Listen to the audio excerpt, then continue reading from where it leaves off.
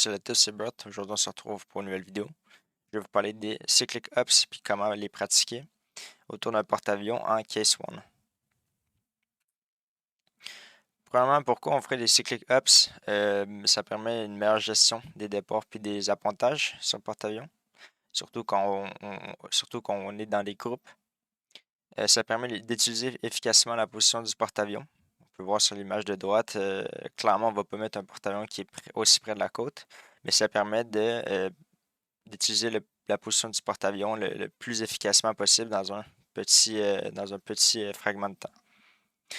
Ça permet une meilleure organisation des missions pour les pilotes. Donc, on va savoir exactement quel temps on va atterrir, quel nombre de fuel qu'on a besoin. Surtout, ça permet les opérations en zip-lip. Fait qu'on va faire aucun call radio.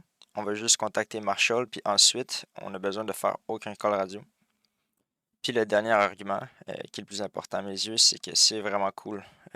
Quand tu regardes les TagView, puis tu te dis que personne n'a fait des coms radio, c'est très impressionnant. Le Cyclic Up se divise en plusieurs events. Les events, ça dure à peu près 45 minutes à 1 heure et demie. C'est vraiment libre de choix selon leur boss ou la personne qui gère les opérations. Un event va être constitué du lancement puis de l'appontage de 20 avions à peu près. C'est un chiffre qui n'est pas fixe, on peut le changer selon les besoins. Donc, on va faire décoller des tankers, des AWACS puis des fighter jets. Le premier event de la journée va être le numéro 1, ensuite le deuxième, numéro 2, etc. Dans les cyclic ups sur D6, il existe deux manières d'apponter. Premièrement, on va breaker le deck à un moment précis qui est pré-briefé. Donc, le premier avion touche le deck à un temps précis, puis ensuite les autres vont juste suivre un à la suite de l'autre. Cette manière-là, c'est idéal parce que dans DCS, on ne va pas toujours être à peu près 40 personnes dans la même mission. D'ailleurs, break the deck, c'est une expression qui veut dire que la personne qui va break the deck, en fait, c'est la première personne qui va apponter lors d'un event. La deuxième option, c'est les personnes qui sont à Angels 2 dans le stack vont observer le deck, puis ils vont commencer lorsqu'ils jugent que tous les avions auront décollé lorsqu'ils vont break the deck. C'est vraiment idéal dans un contexte de 24 heures, puis c'est comme ça qu'ils font dans la vraie vie. Mais il faut avoir un groupe large avec une grosse organisation derrière. Donc ici à droite, on peut voir qu'on a toutes les patterns possibles. On a en vert le Marshall Stack qui est de 2000 et plus, à des intervalles de 2000 pieds. On a le Commons qui est à 800 pieds. On a le pattern qui est à 600 pieds. Puis ensuite, on a le porte-avions en bleu. Premièrement, il faut savoir qu'un bon pilote peut toujours regarder à l'extérieur pour se créer une image de la zone autour de lui. C'est très facile parce qu'autour des porte-avions, tous les avions, toute la patente se fait du côté gauche. Fait qu'on a juste besoin de regarder à gauche. Est-ce qu'il y a quelqu'un plus bas? Non. Ok, je suis safe pour descendre. Donc, par exemple, on prend la première option qui était avant qu'il faut atterrir à un temps précis, ce qu'on va généralement faire. Il faut noter qu'il y a à peu près un cercle complet de 10 stacks, donc le cercle vert, ça prend à peu près 4 minutes. En conséquence, faire la moitié d'un cercle, par contre, par exemple, de la position 1 à 3, ça va prendre 2 minutes. Lorsqu'on va commencer, le temps que ça prend de commencing, ensuite à break the deck, ça prend 4 minutes. Si on prend note qu'on va arquer dans un rayon d'à peu près 5 nautiques du porte-avions lors du commencing. Il est possible d'être jusqu'à 4 vols dans le même stack, dans la même altitude. Par contre, c'est vraiment pas recommandé. Il est préférable d'avoir 2 vols puis de maximiser l'espace. 2 vols qui vont être à deux positions opposées. Par exemple, position 1, position 3 ou position 2, position 4. Mais par contre, on va recommander de maximiser l'espace en faisant rejoindre les pilotes solo sur les vols déjà existants. En conséquence, si vous êtes à Angels 2 dans le stack, puis la personne à l'opposé de vous est à la position 3, puis la personne est en train de commencer, ça veut dire que techniquement, vous devez commencer la prochaine fois que vous êtes à la position 3. Donc si je fais une parallèle, par exemple, je devrais être à la position 1 6 minutes avant le commencing. je devrais être à la position 3 8 minutes avant le commencing. Ainsi de suite, on va faire des mathématiques pour calculer notre position avec le temps qu'on doit break the deck. Avec les intervalles autour du porte-avions, il peut y avoir beaucoup de problèmes. Surtout en zip-lip, ça va être à nous de régler les problèmes par nous-mêmes sans communiquer. Le problème le plus commun, c'est que tu n'es pas à la bonne position au bon moment dans le stack. Pour régler ça, on peut couper le Marshall stack ou accélérer. Par exemple, on se rappelle que du commencing à toucher le deck, c'est 6 minutes. Si par exemple, on est à 7 minutes du temps pour atterrir, puis je suis à la position 1, ce que je peux faire, c'est accélérer, puis couper au milieu littéralement du stack. Peut-être pas au milieu, mais d'une manière raisonnable pour arriver à la position 3 le plus rapidement possible. On va essayer de ne pas trop exagérer ça, de ne pas faire littéralement un cercle avec un diamètre de 2,5 nautiques, mais peut-être de réduire le cercle à peu près à 3 nautiques pour arriver à la position au bon moment. On peut justement utiliser cette technique-là pour se placer au commencing de manière plus rapide. Deuxièmement, si j'arrive à l'initiale trop tôt par rapport au temps pour atterrir, j'ai deux options. Je peux soit faire le break plus tard. C'est très utile, par exemple, si je suis en section, dans un vol de 2 personnes. Je peux me permettre d'aller à peu près à 2 nautiques, 2-3 nautiques pour aller faire le break, pour gérer le temps. Faut bien faire attention de ne pas dépasser les 5 nautiques, parce qu'après ça, on sort du pattern. Ou simplement, on peut spin si on est vraiment beaucoup trop à l'avance. Troisième problème possible, je suis à l'overhead, mais quelqu'un vient de bolter ou quelqu'un est à beam. Donc, quelqu'un est dans le pattern en bas. Donc, ce qu'on va essayer de faire, c'est d'attendre que le pattern qui a, par exemple, à beam, soit rendu en arrière de mon aile pour faire le break. Donc, troisième problème qui peut arriver, c'est que je suis à l'overhead, puis il y a quelqu'un qui est à beam du bateau ou qui est dans le pattern. Ce qu'on va essayer de faire, c'est d'étendre un peu le break, d'aller un peu plus loin en avant du bateau pour que la personne qui est dans le vent arrière du bateau ou à beam soit en arrière de votre aile gauche. Un truc qui est important à noter, la règle d'or, c'est que la première personne qui passe l'avant du bateau, le bow, c'est la personne qui a la priorité pour l'intervalle. Ça veut dire que si le gars qui bolter passe l'avant du bateau avant vous, qui est dans le break, vous devez attendre que le gars soit dans un intervalle propre en avant de vous pour faire le break. Rappelez-vous qu'il y a toujours l'option de spinner aussi. Tout ça se passe sous zip-lip, donc pas de communication radio. Par contre, s'il arrive un problème, un problème qui est quand même assez important ou un problème de sécurité, n'hésitez pas à parler sur la fréquence. Dans les problèmes de sécurité, c'est toujours plus important de parler que de respecter les zip-lip. Dans les opérations avec des recovery time, il vaut mieux être en retard de quelques secondes que d'arriver plus tôt que le recovery time. Ça va être beaucoup plus grave. Par exemple, si je dois atterrir à midi, c'est beaucoup plus grave si j'atterris à 11h49 et 30 secondes. Par exemple, si je dois atterrir à midi, si j'atterris à 11h59 et je sais pas, 15 secondes, c'est beaucoup plus grave que si j'atterris à midi et 30 secondes. Ou midi et 45 secondes. Durant les cyclic ups, si on veut structurer tout ce qu'on fait avec tous les différents squadrons qu'on a, on peut utiliser un airplan. Par exemple, ici, j'ai un airplan que j'ai créé. On a, par exemple, le squadron VFA 143. On a Dog 1 qui va décoller à 20h30 dans l'event numéro 1. Puis qui va recover durant l'event numéro 2 une fois que RAM 1 puis RAM 2 vont avoir décollé.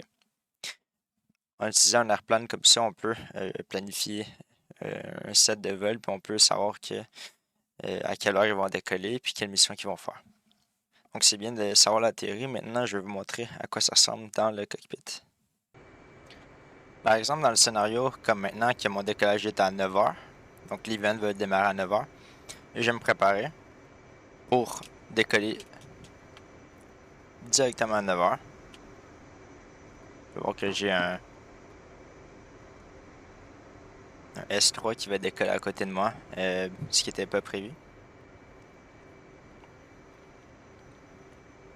Il faut savoir que l'animation du salute avant le décollage prend 11 secondes. Fait que ce qu'on va faire, c'est qu'on va salute exactement à E49, donc 8h59, 49. Je vais me dépêcher un peu. On va trim l'avion. 16 degrés. Et voilà. Ça va être un peu ça avec l'animation par contre.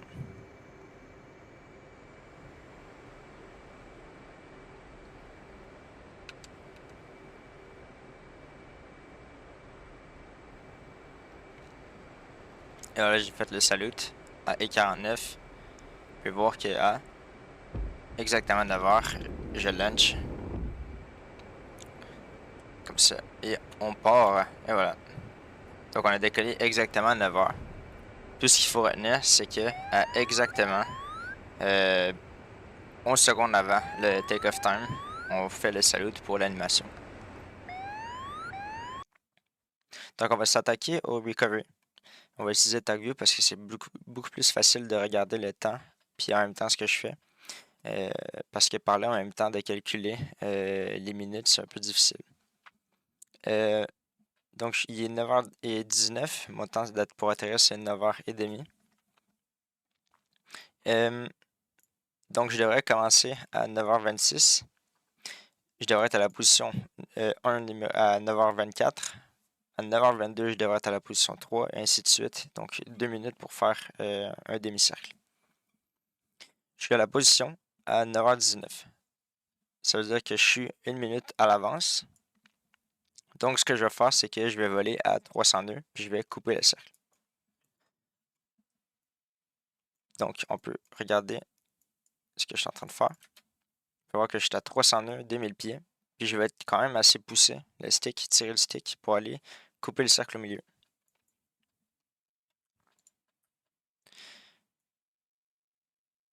Comme ça. Pour aller chercher la position numéro 3 à exactement 9h22.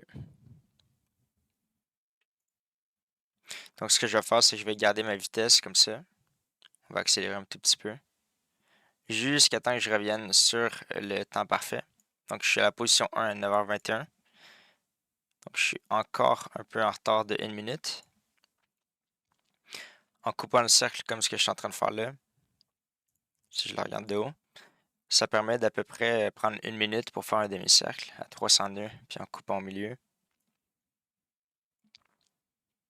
Donc, je suis rendu à exactement la position 3, à 302, puis 9h22, exactement dans les temps qu'on avait prévus. Ce que je vais faire rendu là, c'est que je vais ralentir. Donc, j'ai mis les air brakes, la throttle quasiment à 0.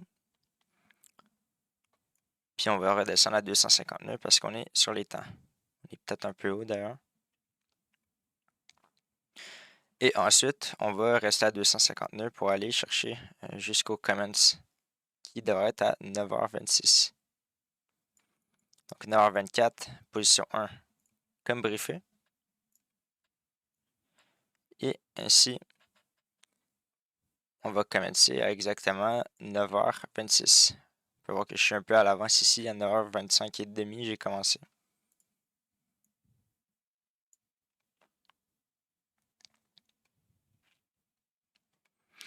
On va aller essayer d'arquer à peu près à 5 nautiques. Ici, je l'ai un peu défoncé. Je pense que je suis monté à 7 nautiques.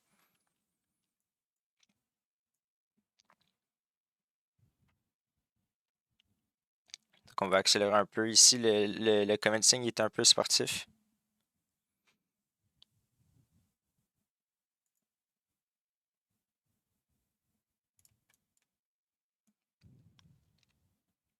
Et voilà.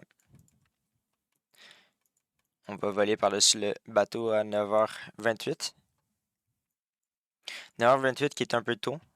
Donc, ce que j'ai décidé de faire, c'est étendre un peu le break. Normalement, on break à 1 nœud tick 1.4 environ, le numéro 1.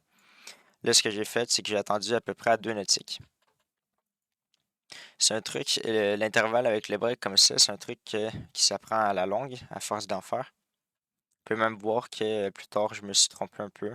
J'aurais pu le faire un peu plus tôt. Fait qu'à 2 nœuds tick, je rentre dans le break. On met les air break. Gear down, flaps down. On va se mettre en mode dirty. On va accélérer un tout petit peu. Pour aller chercher le abîme du bateau.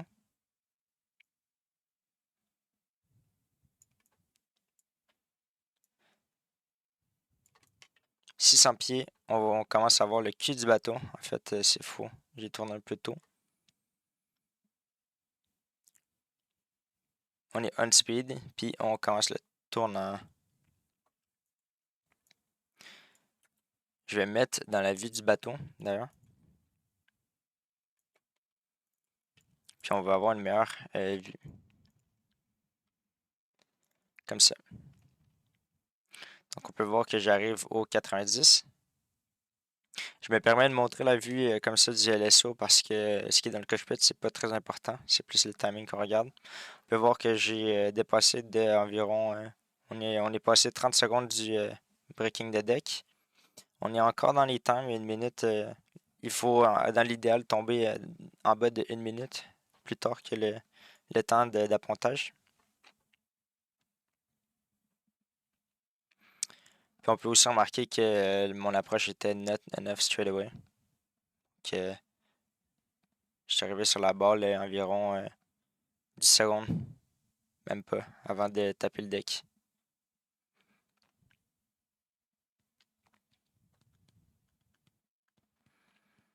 Et voilà. Donc on a touché le deck à 31,04, 1 minute et 4 secondes après le recovery time.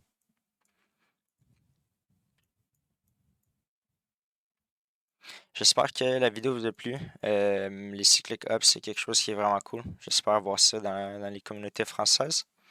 J'espère pouvoir faire l'émission avec les gens comme ça, sur les serveurs 24 heures, en faisant des cyclic ups. Si vous avez des questions, n'hésitez pas à les poser dans les commentaires. Je sais que la partie taguée est un peu floue ici. Ce qui est vraiment important, ce que je voulais montrer en fait, c'est pas ce qui se passe dans le cockpit, mais plus ce qui se passe, en fait, les timings. C'est plus ça que je voulais montrer. Donc, ouais, si vous avez des questions, n'hésitez pas à les poser dans les commentaires. Merci à ceux qui ont regardé la vidéo. Et bonne journée à vous. Bye bye.